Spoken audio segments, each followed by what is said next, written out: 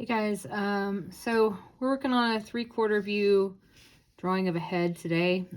So what you want to do is, for 3/4 view, you're dealing with a face that's not quite front, not quite side. Totally, you're seeing both eyes, but you're seeing less of one than the other. So we're going to start with kind of oval shape.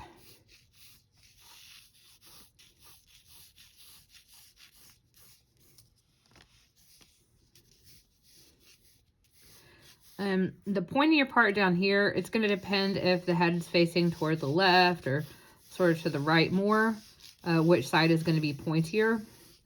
Since my face is going this way, I've got the narrow kind of bottom part of the chin on this side. If my photo, if the head was pointed this way, that would be reversed. So the next thing I want to do is I want to find the center line. In this case, it is toward the left of the photo. So I'm going to put in something like this for my center line. And if I look at my eye line should be about the center point of my drawing again. So I'm going to make that eye line here. Nose line, mouth line. Okay. I find with a drawing like this, 3/4 view, it helps me mostly to start with like the nose, the bridge of the nose, as it meets the eye that's furthest away. So let me start there.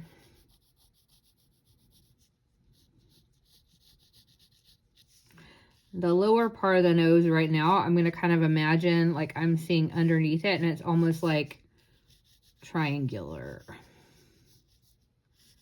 So again, these are construction lines. I'll be able to take these away as I develop my detail. He has no eyebrows, but I can see like where his eyebrows would kind of be. And kind of give a shape for like what the socket of the eye would be like. I mean, where this kind of skull, I'm trying to imagine where that eye socket would be. And I'm going to add another one on this side. The side that's closest to you is going to be a little bit larger, just because of perspective.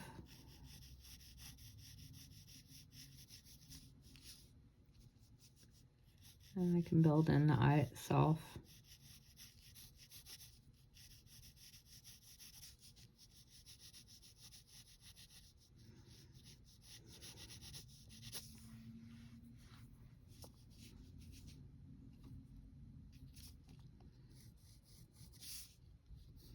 I'm going to look for the connection between the nose and the mouth and start looking for the shape of the lip. I can also use, my landmarks, just like I did with the frontal portrait and the profile, to help me locate other parts of the face.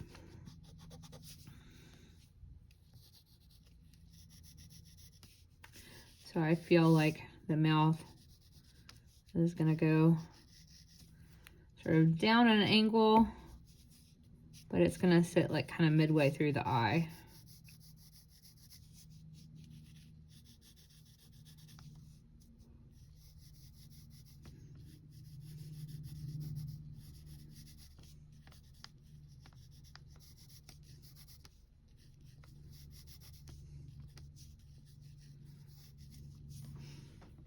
And now is the time where I start to look at this like basic oval that I've created and start to reevaluate what I've got. Nobody's face is perfectly oval. And for me, I know I tend to always like fall a little bit short with my space for my chin. I don't know why. It's just something I've noticed about the way that I draw. I always find that I have to add more space down here. By the time I get to the chin, I have to add a little bit more. I feel like it's going to be easiest for me to start up here at the top and then work my way down. So I'm going to do that. I feel like he's like really bony on this side. And his bones are really evident. He's got a very kind of chiseled face. The forehead on this side maybe goes more up and squares off more.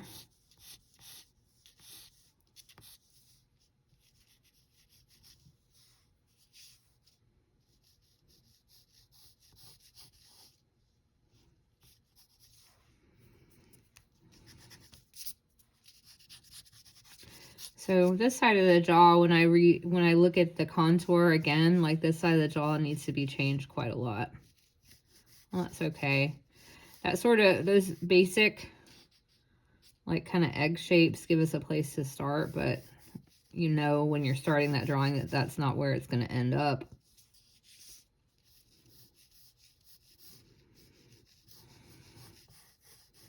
You've got to come back to observing the contour of the drawing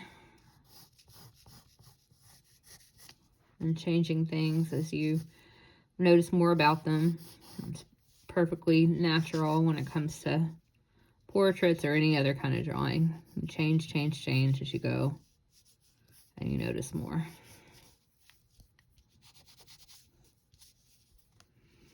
The important part, I guess, from my perspective, is to be willing to change anything about your drawing as you see more.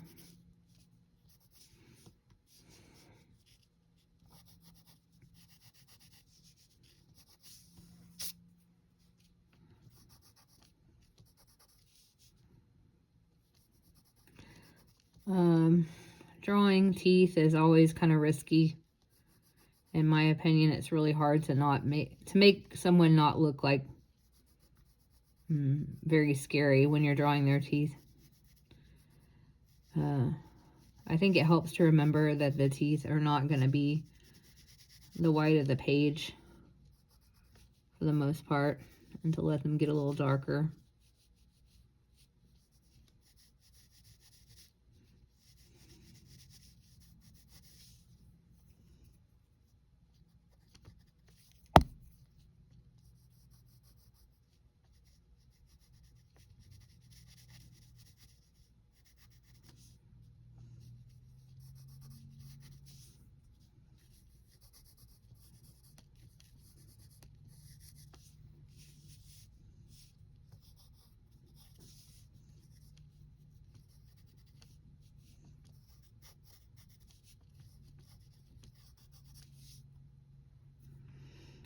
Okay, I'm going to put an ear in. In this case, his head is tilted back, so the top of his ear, I'm going over to measure that to the left, and it feels like it kind of starts just below nose level, sort of low, and it ends just below mouth level. We're kind of getting a little bit of a view, like, you know, with his head tilted back. So we're kind of seeing the bottom part of the nose, and some of the features maybe feel lowered. I don't know.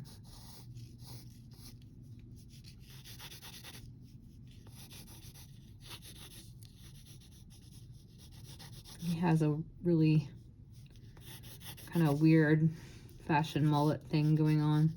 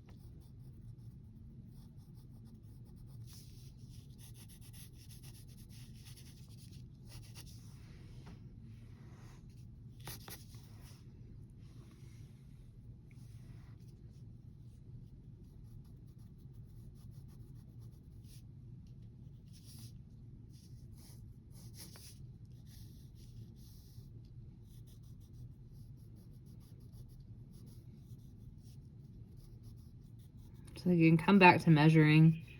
I kind of underestimated the width of the nostril at first, and I widened it out some based on how it connects to the eye. Like every part of this, like I need to be open to renegotiating it.